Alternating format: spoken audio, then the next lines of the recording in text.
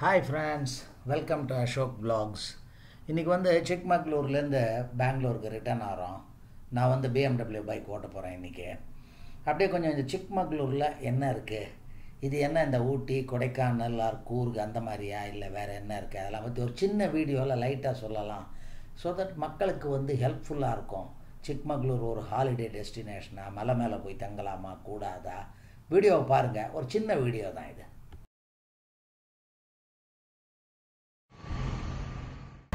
Hi friends, இந்த பீஸ்ட்டை நான் ஓட்டின்னு இருக்கேன் லாஸ்ட் 100 கிலோமீட்டர்ஸாக.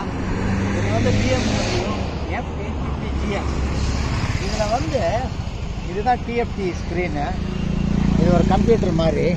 அப்புறம் இந்த பைக்கில் வந்து க்ரூயிஸ் கண்ட்ரோல், அதுக்கப்புறம் எலக்ட்ரானிக் சஸ்பென்ஷன் ஆக்சுவேஷன், அதுக்கப்புறம் டிஃப்ரெண்ட் ரைடிங் மோட்ஸ். இப்போ வந்து டைனமிக் ரைடிங் மோடில் இருக்கேன். டைனமிக் ரைடிங் மோடில் இப்போ இருக்குது வண்டி. டைனமிக், ரோட், ரெயின், அந்த மாதிரி 4 மோட்ஸ் இருக்கு இந்த பைக்கில் வந்து. இது வந்து ஒரிஜினலாக வந்து 860 mm. இதோட ஹைட்டை குறைச்சிருக்கோம் ஷார்ட் ரைடர் ஓட்டுறதுக்காக. இப்போ வந்து எப்படி மவுண்ட் பண்ணி வண்டியில் ஏறி உட்காந்து கிளப்பிட்டீங்கன்னா அதுக்கப்புறம் இட்ஸ் ஈஸி. அதை நான் பண்ணுற மாதிரி அதுதான் இதில் மெயின். அது பண்ணிட்டீங்கன்னா ஈஸி.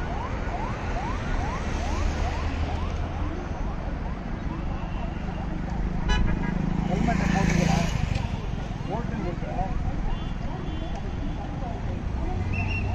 இந்த வண்டியில் ஏறி கிளப்புறது தான் கஷ்டம். அதுக்கப்புறம் சைக்கிள் மாதிரி இருக்குது இவ்வளோ பெரிய வண்டி. இது வந்து டாப் பாக்ஸு, பலவிதமான ரைடிங் மோட்ஸு, எல்லா கம்ஃபர்ட்டும் இருக்குது இந்த வண்டியில். என் பையன் பயப்படுறான், எங்கே கீழே போட்டுடுவேனோ வண்டியை அப்படின்னு சொல்லிட்டு பயந்துன்னு பக்கத்தில் வந்து நிற்கிறான். இதுக்கு சைட் ஸ்டாண்டை எடுத்துட்டு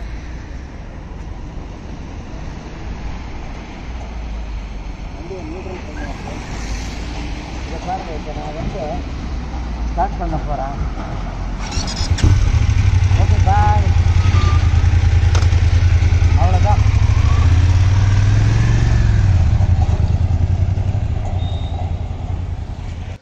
BMW வாங்கிட்டேன் 7 கிலோமீட்டர்ஸ் கழிச்சு.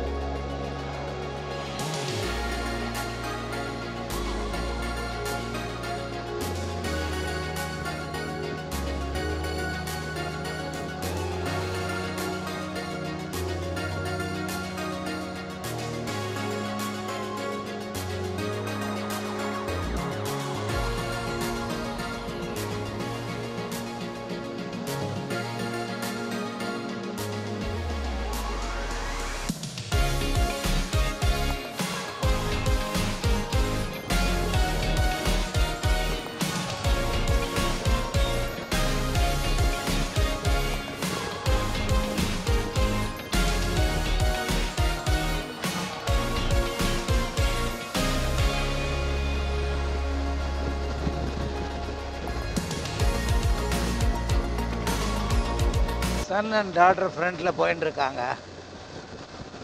ஹார்லியில்.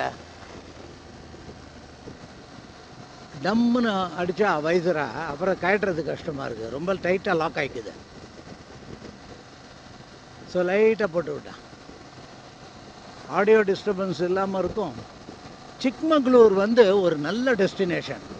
அதாவது அதில் இருக்கிற அந்த காஃபி எஸ்டேட்ஸ் அதெல்லாம் இருக்கிற மவுண்டன்ஸ் வந்து அங்கே வந்து ஒரு கொடைக்கானல் முனிசிபாலிட்டி அந்த மாதிரி இன்னும் பண்ணவும் முடியாது அந்த மலையில்.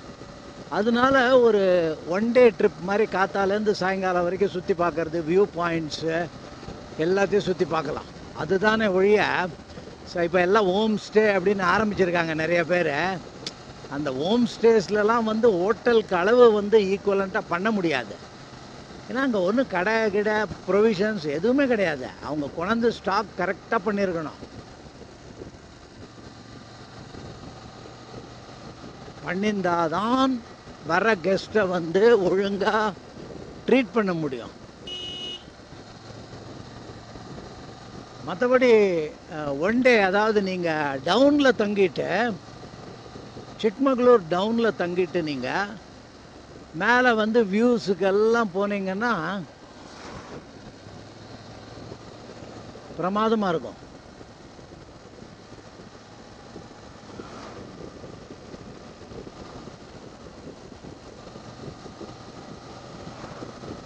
வேலூர் வரைக்கும் ரோடு வந்து இப்படி தான் இருக்கும்.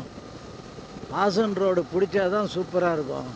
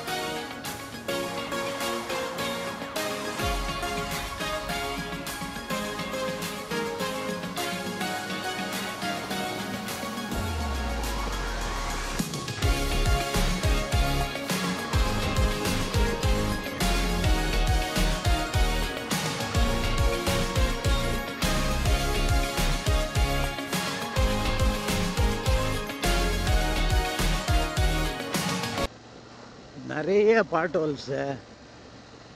இந்தியாவில் வந்து ரோடு மெயின்டெனன்ஸுன்றது கொள்ளை அடிக்கிறதுக்கு தாங்க. எந்த ஆட்சியாக இருந்தாலும் சரி, ஒரு ரோடு உருப்படியாக வைக்க மாட்டான். சிக்மகளூர் மவுண்டன், அந்த காஃபி எஸ்டேட்ஸ் அதுக்கு வரும்போது அந்த ரோட்லெல்லாம் சைட்லெல்லாம் ரெயிலிங் கூட கிடையாது. அதனால் நம்ம வண்டியை வந்து டவுன்லேயே நிறுத்திட்டு நீங்கள் ஹாசன் ரோடுக்குள்ளே வந்தாச்சு. டபுள் ரோடு, சென்டரில் வந்து broad centre median GST road மாதிரியே சூப்பராக இருக்கும். கிரேடியன்ட் இந்த ரோடு மேலும் கீழும் போகும். பாருங்கள், ரொம்ப டிராஃபிக்கும் கிடையாது, அவ்வளோவா ஃப்ரீ ரோடு தான் இது. அதனால் இப்போ வந்து கிட்டத்தட்ட ஒரு 180 கிலோமீட்டர்ஸ் இந்த ஹாசன் ரோடில் தான் ட்ராவல் பண்ணுறோம். ரொம்ப நல்லாயிருக்கும்.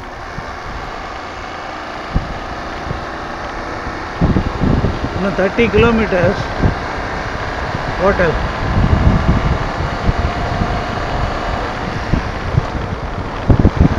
இன்றைக்கி அவுட்ஸ்கர்ட்ஸ் ஆஃப் சிக்மகளூர்லேருந்து ஒரு 7.5 கிலோமீட்டர்ஸை பெட்ரோல் போட்டுட்டு வந்தோம். அதுலேருந்து நான் தான் ஓட்டின்னு வந்துருக்கேன் BMW F850 GS. ஒன்றுமே தெரில. கிட்டத்தட்ட 123 கிலோமீட்டர்ஸ் வந்திருக்கோம். ப்ளஸ் இது கொஞ்சம் ரீடிங் அப்புறம் தான் அப்சல்யூட்லி ஓட்டின மாதிரியே தெரில.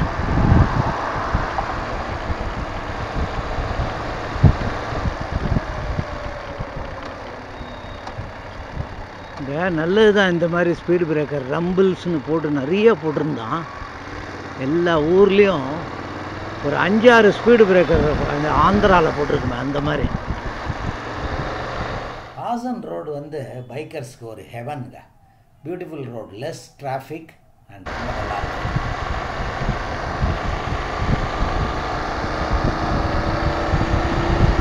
இந்த வண்டியில் வந்து டப்பு டப்பு டப்புன்னு டைம் கம்மியாக காமிச்சுட்டே வருது. இதான் இப்போ 30 நிமிஷம் இருந்துச்சு, அதுக்குள்ளே 23 நிமிஷத்தில் ரீச் ஆகிடுவேன்றது. வண்டியோ புரியலையே. துளி கூட டயர்ட்னஸே கிடையாது. தான் அந்த பிஎம்டபிள்யூக்கு அவ்வளோ ஒரு பேர். அந்த 2 கிலோமீட்டர் ஓட்டியாச்சு, சுத்தமாக ஒரு டயர்ட்னஸ் காணும்.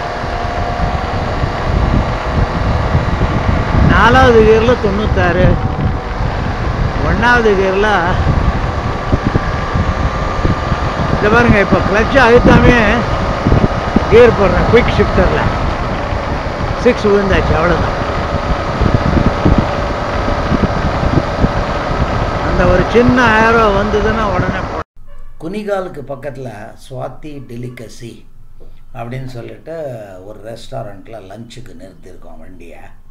நிறுத்தி இங்கே சாப்பிட்டாச்சு. சாப்பிட்டுட்டு இப்போ இங்கேருந்து எடுக்க போகிறோம். இங்கேருந்து கிட்டத்தட்ட பெங்களூர் ஒரு 100 கிலோமீட்டர்ஸ் இருக்கும். ஸோ போனோன்னா பெங்களூரை ரீச் ஆகிடலாம். அசோக் vlogs சப்ஸ்கிரைப் பண்ணுங்கள். பைக் ரைடிங் வீடியோஸ், அப்புறம் அந்த போகிற ஊர்லெல்லாம் அந்த ஊரோட ஸ்பெஷாலிட்டி என்ன, ரெஸ்டாரண்ட். இந்த ஸ்வாதி டெலிகசி நல்ல ரெஸ்டாரண்ட்டு. இதுக்கு பக்கத்துலேயே குனிகால் தாண்டி கொஞ்சம் இதுவும் இருக்குது, அடிகாஸோட பாக்கசாலான்னு, அதுவும் நல்ல ரெஸ்டாரண்ட்டு. ஸோ நீங்கள் வந்து ஹாசன்லேருந்து பெங்களூர் வரும்போது கரெக்டாக லன்ச் டைமில் இந்த பாக்கசாலா இல்லாட்டா ஸ்வாதி டெலிகசி இதில் லன்ச் சாப்பிட்லாம். அசோக் vlogs சப்ஸ்கிரைப் பண்ணுங்கள், ஃப்ரெண்ட்ஸுக்கெல்லாம் ஷேர் பண்ணுங்கள், ஏதாவது கமெண்ட் இருந்தால் போடுங்க. அடுத்த வீடியோவில் பார்க்கலாம்.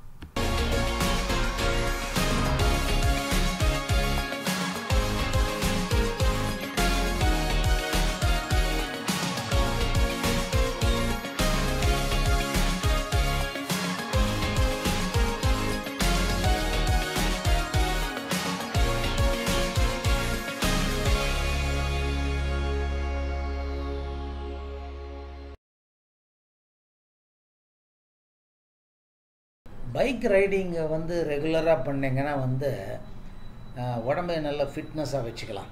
ஏன்னா நிறைய 200-300 கிலோமீட்டர்ஸ் ரைட் பண்ணும்போது விண்ட் பிளாஸ்ட் இருக்கும்போது வெயிட் ரிடக்ஷனுக்கு பைக் ரைடிங் ஒரு நல்ல ஹெல்ப்ஃபுல் அண்ட் ஹெல்த் ஃபிட்னஸுக்கும் ஒரு நல்ல எக்ஸசைஸ் மாதிரி. இப்போ வந்தாச்சு. யா கிளம்பிட்டான். ஓகே, நீங்களும் வரீங்கல்ல உடனே? ஓகே.